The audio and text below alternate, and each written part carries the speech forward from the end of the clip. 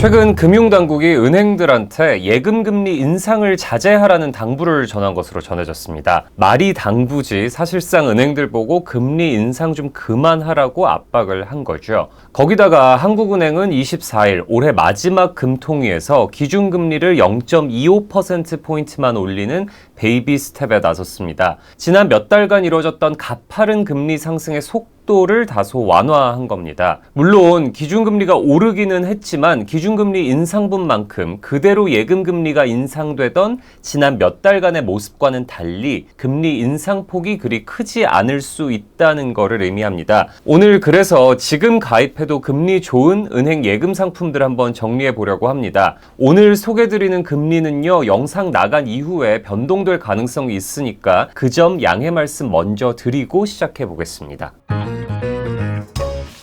금리는 최대한 높게 가져가고 싶은데 지금 같은 상황에서 이금융권에 목돈을 묶어두기는 찝찝하신 분들이 많죠. 사실 저도 그렇습니다. 그런데 많은 분들이 1금융권 은행 예금 찾으실 때 우리한테 친숙한 국민, 신한, 하나, 우리은행 같은 시중은행만 찾으십니다. 하지만 지방은행, 외국계 은행, 그리고 특수은행들도 엄연한 1금융권이라는 점을 아셔야 됩니다. 1금융권이지만 엄밀히 말하면 시중은행은 아닌 곳들은 기본적으로 영업망이나 인지도가 시중은행들에 비해서 떨어지죠. 그래서 시중은행보다 높은 금리를 내세우는 경우가 많습니다. 먼저 촬영일인 24일 기준으로 가장 높은 금리의 1금융권 정기예금 상품은요, 제가 예전에도 한번 소개드렸었죠. 금리가 최고 연 5.4%인 부산은행 더특판 정기예금입니다. 지난번에 이 상품을 말씀드렸던 영상이 불과 3주 전인데 최고금리가 0.4%포인트나 올랐습니다.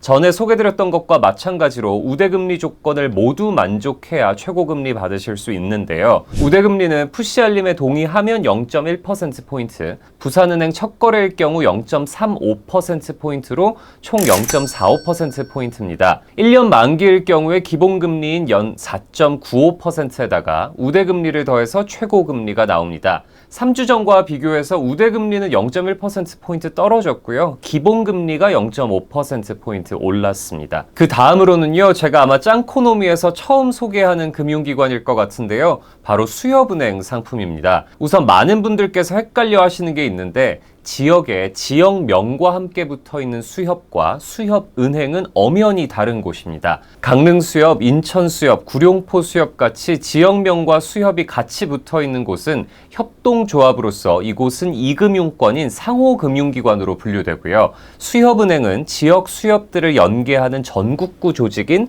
수협중앙회 산하의 특수은행입니다. 1금융권이죠. 특수은행인 만큼 예금자 보호법도 적용받을 수 있을 뿐만 아니라 산업은행, 기업은행, 수출입은행처럼 특별법에 따라 설립된 법인인 만큼 정부가 손실을 메워줄 수 있습니다.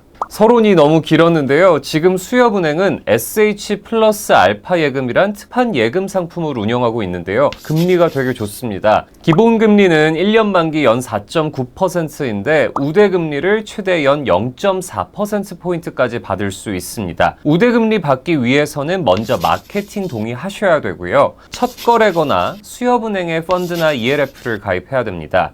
첫 거래와 펀드 가입에 따른 우대금리는 동시에 적용되지는 않아서 수협은행 계좌 없으셨던 분들은 첫 거래 조건 만족하는 게 제일 깔끔해 보입니다. 그런데 이 상품은 3천억 원 한도를 갖고 판매되는 상품이라서 조기에 종료될 수 있으니까 반드시 가입 전에는 미리 확인해 보셔야 됩니다. 마찬가지로 예전 영상에서 한번 소개드렸던 SC제일은행의 이 그린세이브 예금 금리도 최근 또 조금 올랐습니다. 기본금리가 연 5.1%인데 우대금리를 최대 0.2%포인트까지 받을 수 있는데요. 우대금리 조건은 복잡하게 적혀 있기는 한데 크게 어렵지는 않습니다. 먼저 SC제일은행에 처음 고객이 된 이후 31일 내에 이 예금을 신규하면 0.1%포인트, 입출금 통장인 마이백 통장에서 자금을 출금해서 이 예금에 가입하면 0.1%포인트가 추가됩니다. 그러니까 SC제일은행 계좌가 없으셨던 분들은 영업점을 가시든 앱을 통해서든 마이백 통장 통장을 먼저 만드셔서 예금에 넣고 싶은 금액을 여기에 먼저 넣으신 다음에 이 계좌에서 돈을 빼서 예금에 가입하면 됩니다. 예금 상품은 20일 계좌 개설 제한에 걸리지 않습니다. 물론 최근에 다른 데 가입하셨다면 SC제일은행 입출금 통장도 못 만듭니다. 진짜 짜증나는 제도죠.